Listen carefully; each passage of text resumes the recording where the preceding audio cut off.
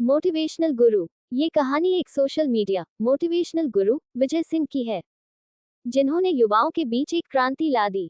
बात उन दिनों की है जब कोरोना वायरस नाम की समस्या ने इंसानों का जीवन दूभर कर दिया था।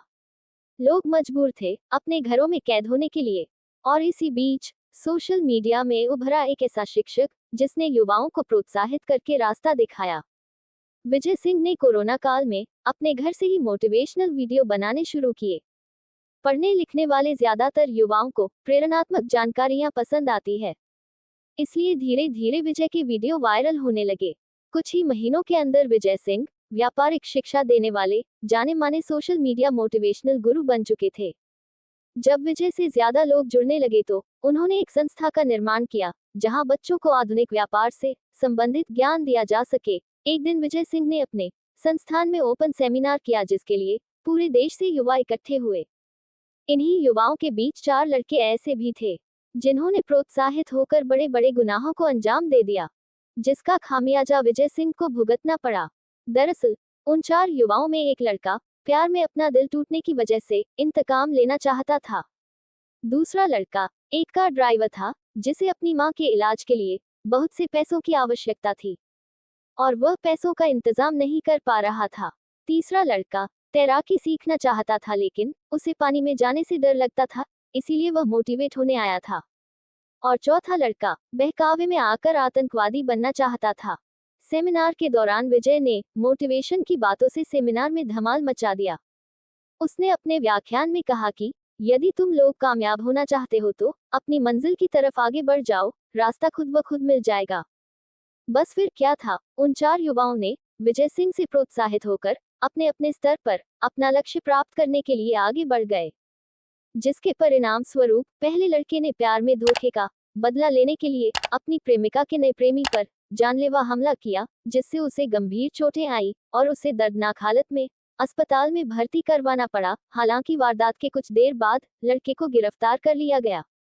दूसरा लड़का अपने मालिक के घर से गहने चोरी करके अपनी मां का इलाज करवाने पहुंचता है, लेकिन उसे भी सूचना मिलते ही अस्पताल से गिरफ्तार कर लिया गया। तीसरा लड़का तैराकी सीखने के लिए बिना किसी मदद के अकेले ही नदी में कूद गया और पानी में डूबने से उसकी जान चली गई। और चौथा लड़का, जिसके इरादे खौफनाक थे, उसने एक इलाके में जाकर गैस सिलेंडर से धमाका करना चाहा, लेकिन वहां मौजूद भीड़ की सूझबूझ से उसे काबू में कर लिया गया। लेकिन कहानी में मोड़ तब आया जब चारों युवकों के अपराधों के तार विजय सिंह के मोटिवेशनल प्रोग्राम से जुड़े नजर आ रहे थे। पुलिस ने तहकीकात के दौरान विजय सिंह को गिरफ्तार कर लिया। वह एक बहुत बड़ी शख्सियत थी, इसलिए उनके बचाव में वकीलों की फौज खड़ी हो गई। मामला गंभीर था। विजय सिंह पर 4 संगीन अपराधों को करवाने का आरोप था।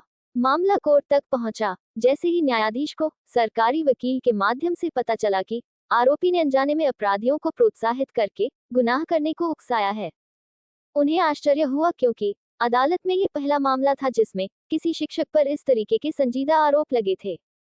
लेकिन तभी विजय सिंह के वकील ने बचाव में दलील देते हुए कहा, किसी को प्रोत्साहित करना तो मोटिवेशनल गुरुओं का काम है। वह भला कैसे जान सकते हैं कि उनके बीच मौजूद जनता किन इरादों से प्रोत्साहित होने आई है। सरकारी वकील ने अपना पक्ष रखते हुए कहा कि विवादित बयान देने वाले नेताओं के उकसाने पर जब भीड़ आक्रामक होती है तो उस नेता पर ही दंगे करवाने का आरोप आता है। तो फिर इन अपराधों के लिए विजय सिंह को क्यों ना सजा दी जाए। सरकारी वकील के इतना कहते ही विजय सिंह का वकील अपनी बगलें झांकने लगता है। न्यायाधीश ने इस पूरे मामले को गंभीरता से समझने के बाद अपना फैसला सुनाते हुए कहा कि हर व्यक्ति का इरादा अलग होता है और किसी का इरादा जाने बिना उसे प्रोत्साहित करना मूर्खता है। मोटिवेशनल गुरुओं का काम केवल प्रोत्साहित करना ही नहीं, बल्कि युवाओं के मन की बात सुनते हुए उन्हें रास्ता दिखाना है। हालांकि यह अपराध अनजाने में घटित हुआ है, जिसमें विजय सिंह का कोई व्यक्तिगत इरादा नहीं था, इसलिए अदालत विजय सिंह को हिदायत के साथ बरी करती है। मामले से बाहर आते ही विजय सिंह अपने संस्थान का पूरा संस्करण ही बदल देते हैं, जिसके अनुसार वह पहले हर लड़के की मनोवैज्ञानिक तौर पर काउंसलिंग करते और उसके बाद उसे लक्ष्य की ओर बढ़ने को कहते। धीरे धीरे विजय सिंह लोगों का चहेता मोटिवेशनल गुरु बन गया। अब वह समझने लगा था कि असली प्रोत्साहन का मतलब सार्थक उद्देश्य की ओर दिशा देना होता है।